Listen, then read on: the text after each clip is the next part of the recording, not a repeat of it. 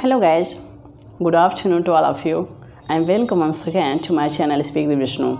Guys, today we'll discuss about parts of sentence part 2, and before it I have taught you about parts of sentence in two parts: subject and predicate, types of subject, noun as a subject, gerund as a subject, infinitive as a subject, dummy as a subject, and one more, dummy as a subject. And guys, along with this I have taught you about predicate. Predicate can be used in the following forms as verb, object and complement. And today we'll discuss about parts of sentence part 2, how to use. Okay guys, let's come to the points. Guys, आज का ये video lecture part 2 sentence के बारे में है। तो हम जानते हैं, तो पिछले वीडियो लेक्चर में आप लोगों को बताया था कि सब्जेक्ट को नाउन की तरह यूज कर सकते हैं, प्रोनाउन की तरह यूज कर सकते हैं, डमी की तरह यूज कर सकते हैं, इन्फिनिटिव और जेरंड की तरह यूज कर सकते हैं। लेकिन पिछले वीडियो लेक्चर में सिर्फ 4 ही बताया था और प्रोनाउन छूट गया था। तो गाइज आज हम इसके बारे में चर्चा भी करेंगे और उदाहरण इसके एग्जाम्पल के साथ हम जिक्र करेंगे गाइज। चलिए guys,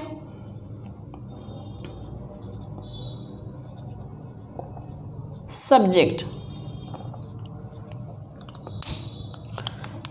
can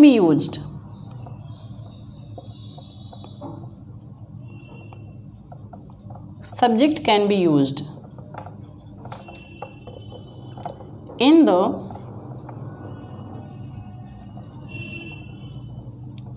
following forms as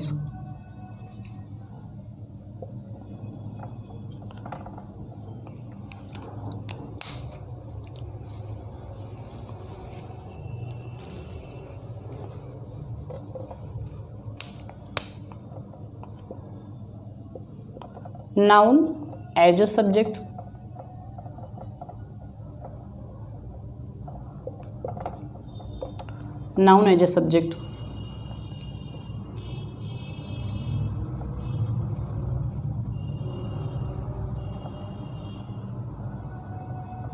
pronoun as a subject,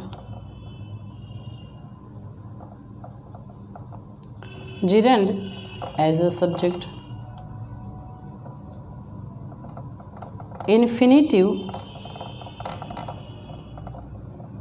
as a subject, fifth, dummy as a subject.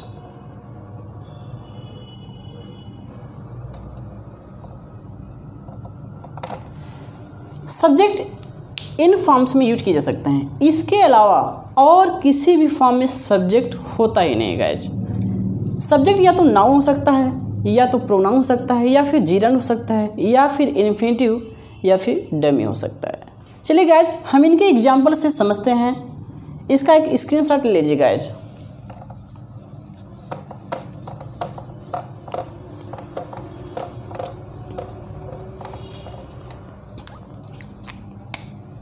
Noun as a subject,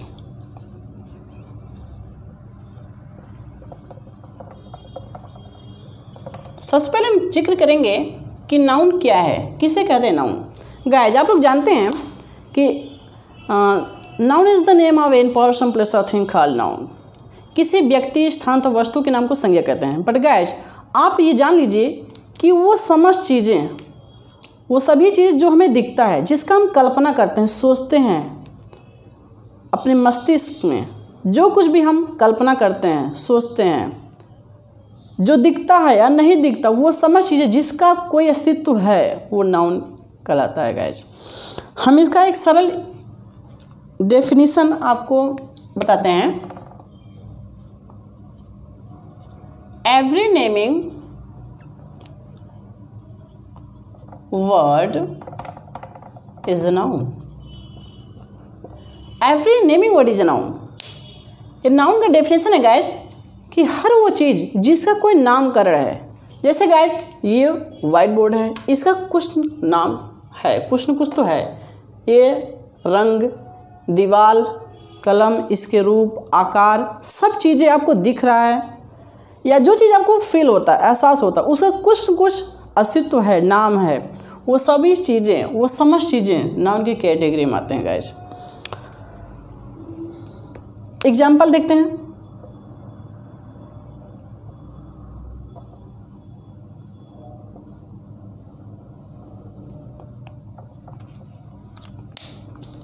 noun as a subject, यानी नाउन भी सब्जेक्ट की तरह यूज किया जा सकता है। Example, Rohan is my friend.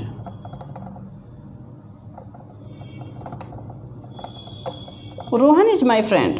Rohan subject है, ये एक नाउन है और ये सब्जेक्ट का काम कर रहा है। Rohan is my friend, Rohan मेरा दोस्त है। तो रोहन नाउन है और ये सब्जेक्ट की तरह यूज किया गया है guys.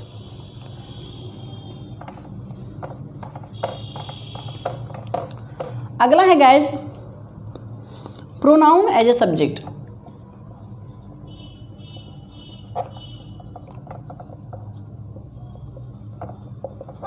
Pronoun as a subject, pronoun क्या है?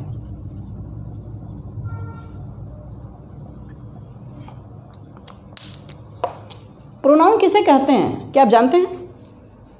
चलिए डेफिनेशन से समझते हैं।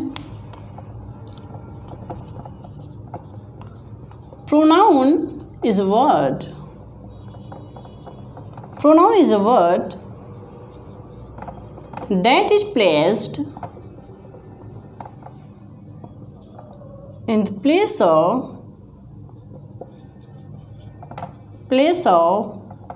noun. Pronoun is a word that is placed in the place of noun. That is placed in the place of noun. Pronoun is a word that is placed in the place of noun. Pronoun उसे कहते हैं जो noun का स्थान ग्रहण करे, या फिर pronoun is a word that is used in the place of noun. जो नाउन के स्थान पर यूज किया जाए उसे प्रोनाउन कहते हैं गाइस। एग्जाम्पल से देखते हैं।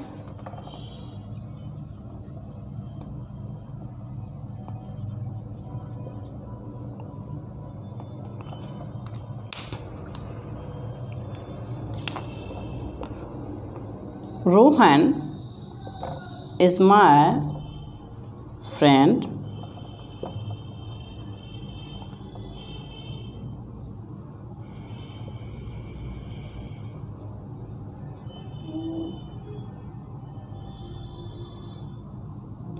Rohan is a good boy. Guys आप यहाँ देख रहे हैं मैंने लिखा है Rohan is my friend, Rohan is a good boy. Rohan मेरा दोस्त है, रोहन एक अच्छा लड़का है। या फिर रोहन हेल्प्स मी,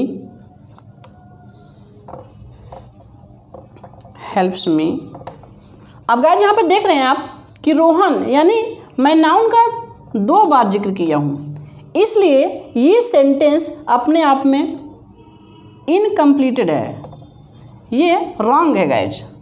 तो हम क्या करेंगे, अब नाउन का स्थान ग्रहण करेगा कौन? प्रोनाउन। प्रोनाउन क्या है? He, she, they, we, this, that, this, those, ये सभी प्रोनाउंस हैं। चलिए guys, Rohan is my friend, comma अगर आप लगाते हो ये एंड का काम कर रहा है, या तो आप कामा हटाएंगे तो एंड लगा देंगे। Rohan is my friend and he helps me. Rohan का स्थान ग्रहण कर लिया, चूँकि रोहन पुल्लिंग है इसलिए ही यहाँ पर यूज होना स्वाभाविक है। आई होप कि गाइज आप लोग समझ गए होंगे प्रोनाउन क्या है।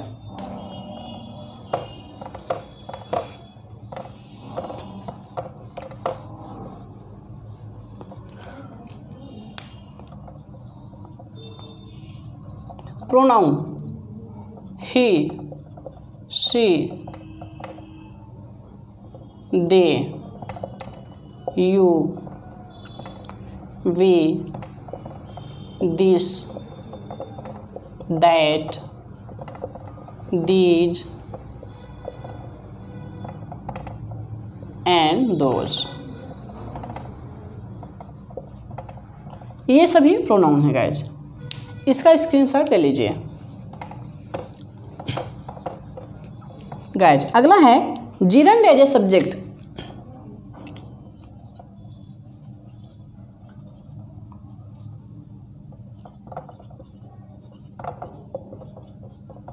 जिरंड एज ए सब्जेक्ट, आप जानते हैं जिरंड किसे कहते हैं?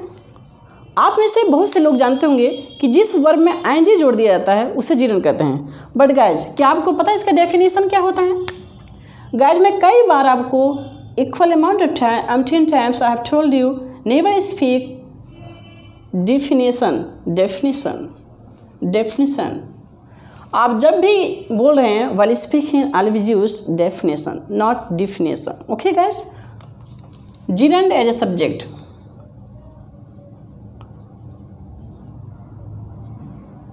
Gerund is a verbal noun. Gerund is a verbal noun.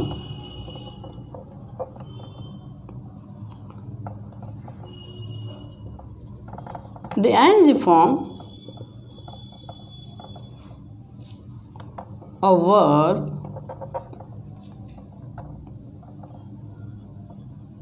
when used as a noun called gerund. gerund उसे कहते हैं, gerund is a verbal noun. gerund एक वर्बल नाउन है, अर्थात यह नाउन का काम करता है। जिरंड एक वर्बल नाउन है और यह नाउन का काम करता है। जिस वर्ब में आईएनजी जोड़ देते हैं और वह नाउन का काम करता है उसे जिरंड कहते हैं। तो गाइज इसके डेफिनेशन आप लिख लीजिए, डेफिनेशन, और इसका स्क्रीनशॉट ले लीजिए गाइज। एग्जाम्पल से समझते हैं।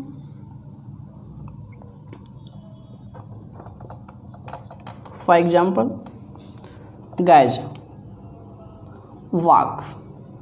वाक एक वर्ब है। गाइज मैं वर्ब के बारे में भी जिक्र करूँगा कि वर्ब जो है आपका ट्रांजिटिव भी हो सकता है, इंट्रांजिटिव भी हो सकता है, तो मैं इसके बारे में जिक्र करूँगा। मेन वर्ब भी हो सकता है, हेल्पिंग वर्ब भी होता है। हेल्पिंग वर्ब के टाइप्स में जिक्र करूँगा कि वर्ब के कितने प्रकार होते हैं, helping verb, main verb, transitive verb, intransitive verb, ये सारी चीज़ें मैं अलग से इसका वीडियो लेक्चर आएगा। तो आज गाइज हम देखते हैं gerund as a subject. Walk plus I N G क्या हो गया? वॉकिंग। तो ये सब्जेक्ट का काम करेगा। कैसे करेगा? एग्जाम्पल से समझते हैं। अर्थात ये वॉकिंग हुआ, ये नाउन हो गया, यानी वाक में आईएनजी ऐड किया तो ये नाउन बन गया। जैसे as walking is good for health. Walking is good for health. टहलना स्वास्थ्य के लिए अच्छा होता है, लाभदायक होता है। तो वाक में एंज जुड़ा है और ये नाउन का काम कर रहा है, यानी ये सब्जेक्ट है और ये जिरंड भी है। यानी जिरंड है चूँकि इस वर्ब में एंज का काम कर रहा है, ये हमारा जिरंड है। चूँकि वर्ब में आईएनजी जुड़ा है, ये जिरंड बन गया और ये नाउन का काम कर रहा है और ये सब्जेक्ट है। चलिए गाइज, यानी जिरंड एज अ सब्जेक्ट की तरह यूज हुआ है। दूसरा देख लेते हैं।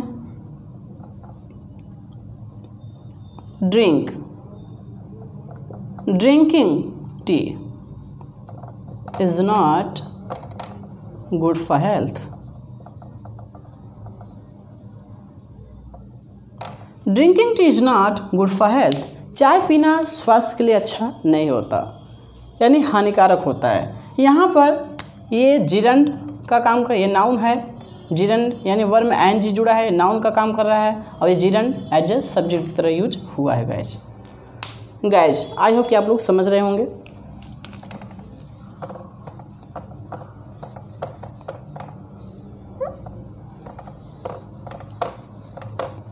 अब guys infinitive as a subject.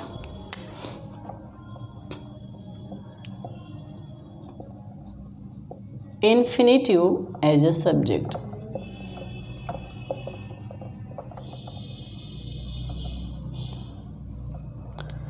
Infinitive क्या है गाइज? इन्फिनेटिव भी दो प्रकार के होते हैं, to infinitive and bare infinitive. हालांकि आप बेयर तो समझ गए होंगे। चलिए इन्फिनेटिव के बारे में जिक्र करते हैं, जो टू इन्फिनेटिव होता है। आप चलिए गाइज,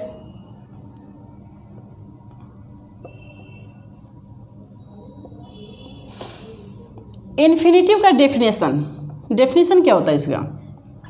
वेन एवर या when two plus verb functions as a noun, when two plus verb functions as a noun,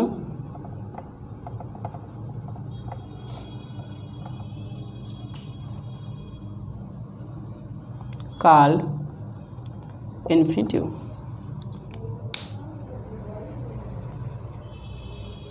When two plus verb functions as a noun called infinitive. आप guys समझ गए होंगे कि क्रिया से पहले जब टू लगता है, जब क्रिया से पहले टू लगता है तो हम उसे इन्फिनेटिव कह लेते हैं। इन्फिनेटिव जैसे गो, वर्क, ये सभी वर्ब हैं। अब इनसे पहले यदि टू लगाओगे तो ये इन्फिनेटिव का काम करेगा।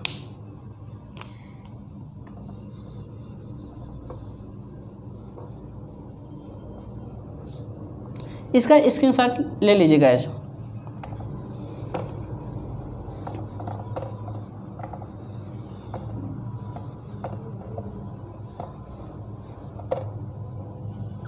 चलिए गाइस समझते हैं।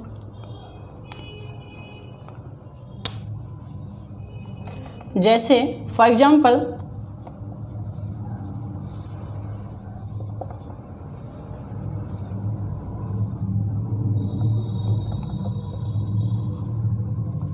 to work is worship. To work is worship. कर्म ये पूजा है। यहाँ पर to work ये सब्जेक्ट का काम कर रहा है, क्योंकि वर्क से पहले टू लगा है इसलिए सब्जेक्ट का काम कर रहा है। यानी जब क्रिया में आईएनजी जोड़ते हैं तो वो नाउन का काम करता है। वैसे ही जब किसी वर्ब से पहले हम टू लगाते हैं वो भी नाउन की तरह ही कार्य करता है गाइस। इस बात को आप समझ गए होंगे गाइस। नेक्स्ट है एक एग्जांपल आप देख लीजिए।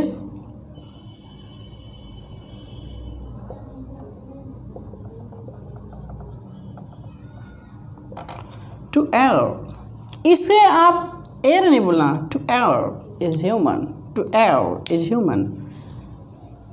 गलतियां इंसान से ही होती है। चलिए गाइस अगला हम चलते हैं। आप समझ गए होंगे गाइस। अब गाइस दो बहुत ही महत्वपूर्ण चीज़ें हैं और मैं आपको ऑब्जेक्ट के पार्ट्स में बताऊंगा कि gerund can be used as an object. Gerund can be used as an object. Infinitive can be used as an object. यानी gerund ऑब्जेक्ट की तरह भी यूज किया जा सकता है और इन्फिनेटिव भी ऑब्जेक्ट की तरह यूज किया जा सकता है। गाइज आज हम डिस्कस करेंगे लास्ट डमी।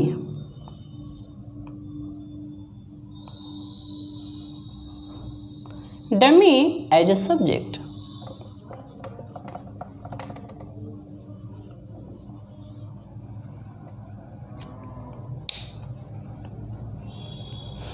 डमी क्या आप जानते हैं डमी सब्जेक्ट क्या है? डमी मीन्स क्या होता है? डमी मीन्स होता है सजावटी, कलाकृत, अलंकृत, बनावटी, उसे कहते हैं डमी। जैसे आप जान लीजिए गाइस, इट एंड देयर, ये दोनों डमी सब्जेक्ट हैं। It and there both are dummy subject. इन्हें डमी सब्जेक्ट कहा जाता है।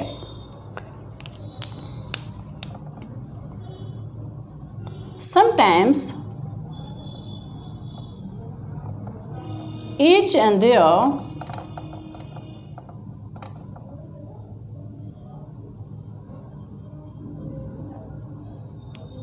also used as subjects.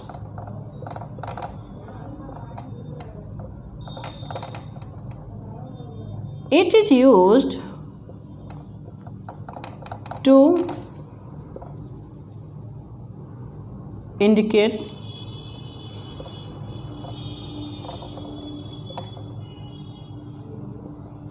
time,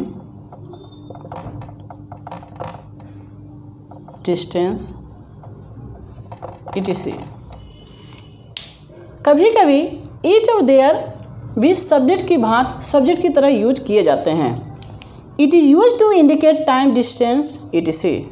it का प्रयोग समय और दूरी के लिए भी यूज किया जाता है। Time, distance, days,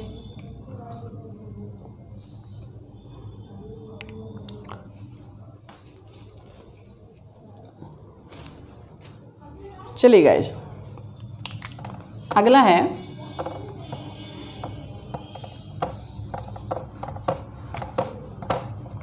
there. There is used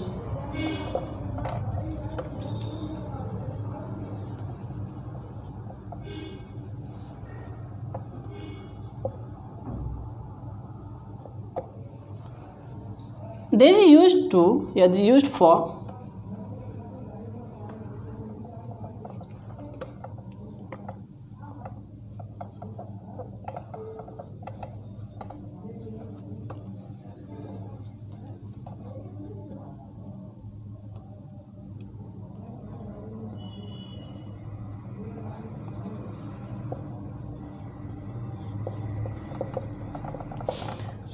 देर का प्रयोग एक कंफ्यूजिंग सब्जेक्ट की तरह यूज किया जा सकता है, यानी जहाँ पर होना या ना होना पाया जाए वहाँ पर देर का प्रयोग करते हैं। चलिए गाइस देखते हैं।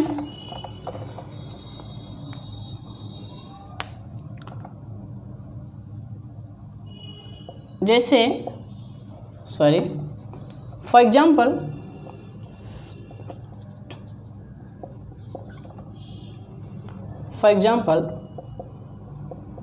it is Monday today. It is Monday today. आज सोमवार है। Second, there are 10 boys in my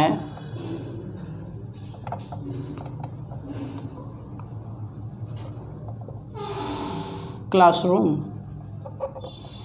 मेरे क्लासरूम में 10 लड़के हैं। तो ईट सब्जेक्ट की तरह यूज हुआ है और देयर भी सब्जेक्ट की तरह यूज हुआ है। इसके साथ ले लीजिए गाइस। मैं उम्मीद करता हूँ कि आप लोग आज समझ गए होंगे कि सब्जेक्ट निम्नलिखित फॉर्म में यूज किए जा सकते हैं। Noun as a subject, gerund as a subject, infinitive as a subject, pronoun as a subject, dummy as a subject.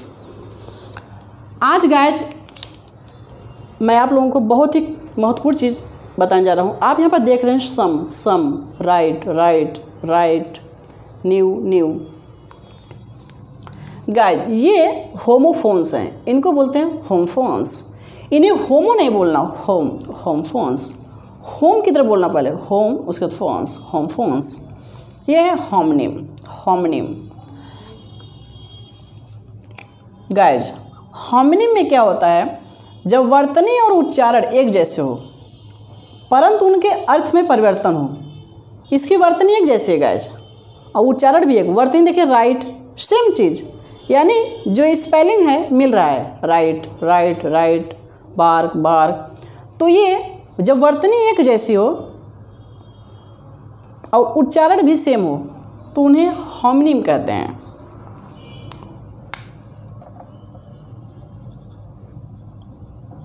होमनिम आप में से बहुत से लोग जानते होंगे कि ये देखते हो, अक्सर आपको दिखता है ये सब, ये है क्या, इसके बारे में आप लोग नहीं जानते हैं। ये भी आपको दिखता है, इस तरीके से वर्ड्स आपको दिखते हैं, लेकिन आपको पता नहीं है क्या, ये है क्या। बहुत से लोग, कुछ लोगों को शायद पता होगा ये होमोफोन्स है, इसके वर्तनी में, इसके उच्चारण में डिफरेंस पाए जाते हैं। चलिए गाइस, होमोनिम, जब वर्तनी एक हो और उच्चारण भी एक जैसा हो तो उन्हें होमोनिम कहा जाता है। जैसे एज, राइट, राइट, ये राइट है, राइट। ध्यान दीजिए गाइस, ये राइट है, लेकिन अभी मैं इस पर जब चर्चा करूँ, इसके वर्तनी पर, इसके उच्चारण पर मैं जिक्र करूँगा। राइट, राइट मीन्स ठीक, जानते हैं, ठीक। राइट मीन्स अधिकार,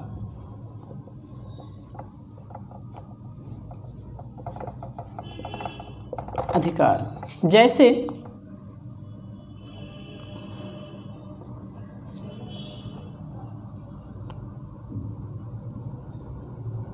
इंटरनेशनल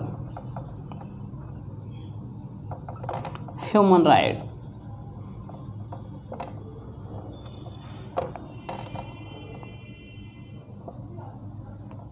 यहाँ पर ये राइट अधिकार का काम कर रहा है। इंटरनेशनल ह्यूमन राइट, अंतर्राष्ट्रीय मानवाधिकार, एक संस्था है, एक इंस्टीट्यूशन, आप जानते हैं, तो ये राइट है।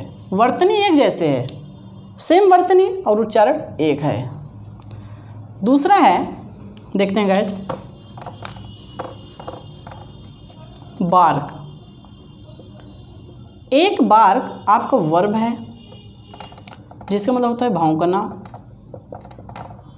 जैसे भेड़ियों और कुत्तों आदि का भौंकना, कुत्ते या भेड़ियों का भौंकना, ये वर्ब है, यानी बार्क, बार्क मीन्स भौंकना।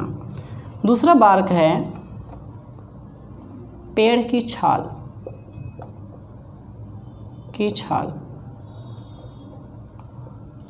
ये नाउन है, लेकिन इसके वर्तनी में और इसके प्रोनाउंसिएशन में कोई अंतर नहीं। वर्तनी एक है, प्रोनाउंसिएशन भी एक, bark, bark. I hope guys कि आप लोग समझ गए होंगे होमोनिम क्या है। अब आप देखेंगे होमोफोन्स, होमोफोन्स, होमोफोन्स, इसे होमो नहीं बोलना, होमोफोन्स। चलिए गाइज देखते हैं, लिख लीजिए गाइज, शायद आप लोगों को कंफ्यूजन हो। Homophone, homophones, homophones, homophones. चलिए गाइज, अब होमोफोन्स क्या है? उच्चारण सेम हो परंतु उसके वर्तनी में डिफरेंस पाया जाए। देखिए जैसे गाइज यहाँ पर है some, some, some, right, right, right, new, new. उच्चारण सेम है लेकिन वर्तनी में डिफरेंस। सम, सम मीन्स कुछ, सम, इस सम का मतलब होता है राशि, रास यानी पैसा, रुपया का जब जिक्र हो तो यहाँ पर सम। राइट मीन्स अधिकार, नो, ये राइट मीन्स होता है धार्मिक संस्कार।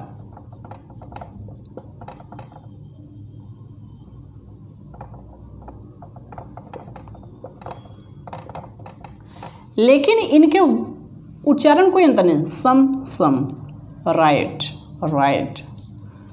ये राइट मीन्स ये एक वर्ब है, लिखना।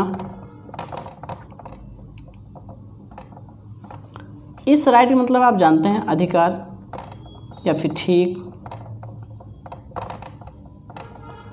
न्यू मीन्स ये न्यू, न्यू, और ये न्यू। इस न्यू का मतलब होता है नया। अब ये knew, knew, knew, know, knew, known, ये सेकंड फॉर्म है, यानी वर्ब का सेकंड फॉर्म, नो का सेकंड फॉर्म न्यू, जिसे मतलब है जानना यानी जानता था, और न्यू मीन्स नया। आज के लिए फ़िलहाल इतना ही गाइस, फिर मिलेंगे एक नए वीडियो के साथ, तब तक के लिए बाय बाय, नमस्कार।